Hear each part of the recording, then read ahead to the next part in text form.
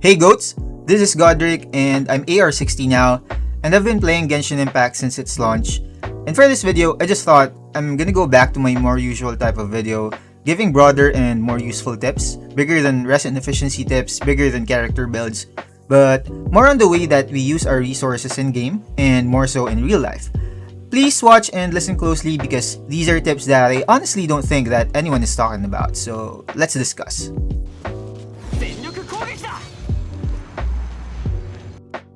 So it's September 28, 2020. I've been unemployed for 11 months. I've played multiple games on my phone and on my non-gaming laptop which needed to be fanned every 10 minutes. So I installed and played Genshin Impact that day on my phone. I found myself immersed, not minding that I had to switch to low quality just to play it. What I loved about it is, of course, the open world design, and you play solo, like the world is yours. So Genshin Impact is a solo game. At least, this is the case until we reach AR16. We can engage in co-op just for the fun of it, or with co-op events, but it's not really like other MMORPGs that we know about. That being said, the way we play, build our characters or our teams, these are all up to us, the players. Our builds would essentially affect us ourselves and not other players. Unless it's a completely specific requirement for a co-op event to build your character properly or in a specific way. So, I rarely engaged in Genshin communities back then, but when I eventually did, like right now, I guess this branches out from the age of the internet, social media, where players just take screenshots or showcase of their damage, their builds, because I'd imagine they're proud of it. So, it's worth showing off. I'm gonna go back to this point later. On my very first video, Tips for Beginners, we talked about Genshin Impact being a gacha game. Now, this is something that a lot of us have no say, or rather, no control, because it's RNG, except for when we choose to spend our money. With this, we've seen people joining giveaways, we even see some players sort of begging for gems. I mean, kids don't have some pride in, toughening up your account without actually spending. But yeah, this was me back then. I did share that I was unemployed when I started playing, and I was really envious of the players who had Venti, but I survived. This is a reflection of the society, I guess, the majority. This also goes to show that, along with the modern internet age, we want to get everything instantly, if not almost instantly. I'll cite myself as an example. Say I'm at 60 pity, no gems currently, but I have weeks and weeks of Welcome Moon Blessing. We also have events lined up, which we know would give us more gems, but a new banner is also present, and of course, naturally, it's a very hyped up character. There's nothing wrong with wanting them. I mean, it's how you handle your urges to get them. Instead of waiting for the days, mind you, we have around 20 days for event banners, but I'd rather spend right now than to wait for my gems to be enough to pull. We can also incorporate this into a gambling addiction, or at least a mild case at that, but who knows? Sometimes when we're stressed in life, the luck that the game gives us is enough. So, I guess the point I'm trying to get to here is that some players are fascinated by the fact that you can easily strengthen your account by spending a little, or that with just a few posts, you'll get the character or the weapon that you can flex on your socials. And if you're one to be easily swayed by seeing random gacha flex on the internet, you need to control yourself. Either as an F2P or a whale god, honestly, I guess the bottom line here is we have no business about other people's accounts. Going back to our first point, this is a solo game, at least for the most part. You won't benefit from other people's accounts, and they won't get anything from yours either.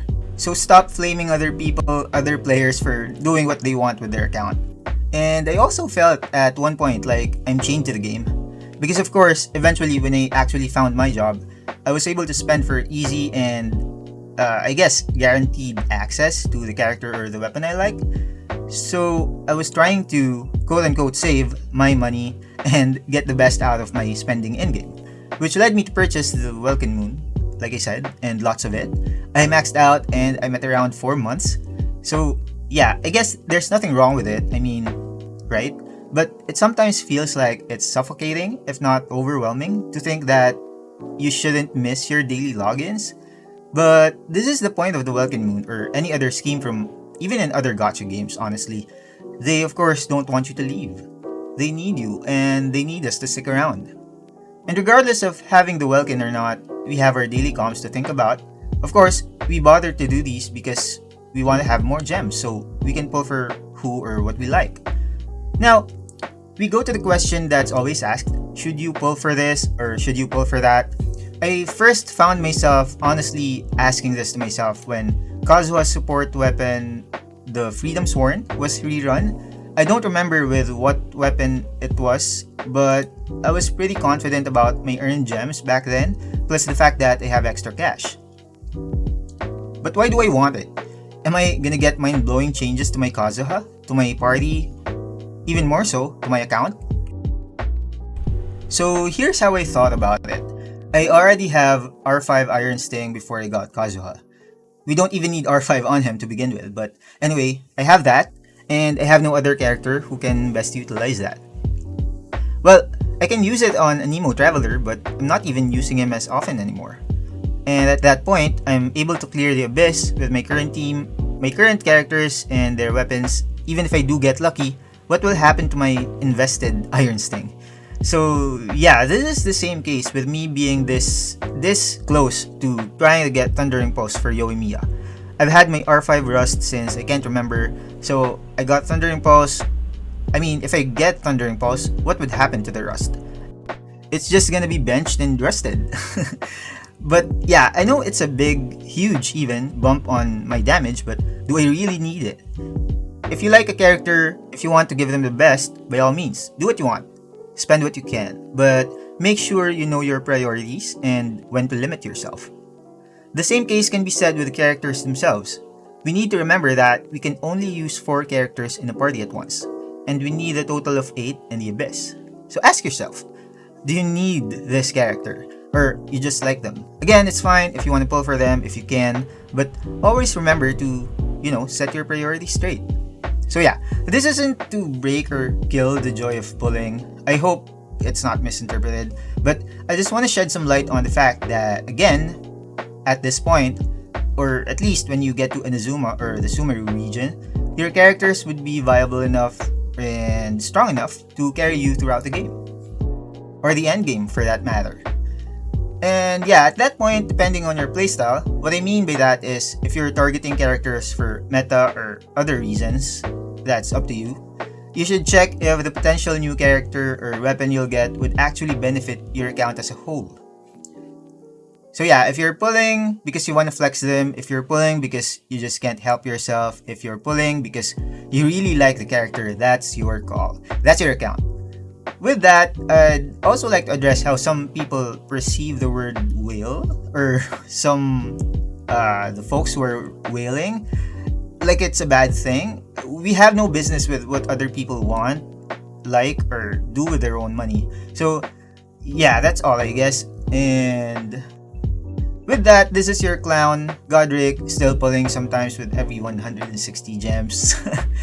But yeah, keep your noses out of other players' builds, other people's strategies, unless they ask for your opinions. So comment down below, what's your experience been so far in the Genshin community? Are they good, bad, toxic, or do they keep you inspired and, trying to go for the extra mile? So thanks for watching. I'll be back with more guides and more fun stuff to give to you guys. I'm sorry if this video has been on my stash for a very long time. I've really been trying to, get a hold of myself because I've been very busy with work. So yeah, thanks for sticking around. See you.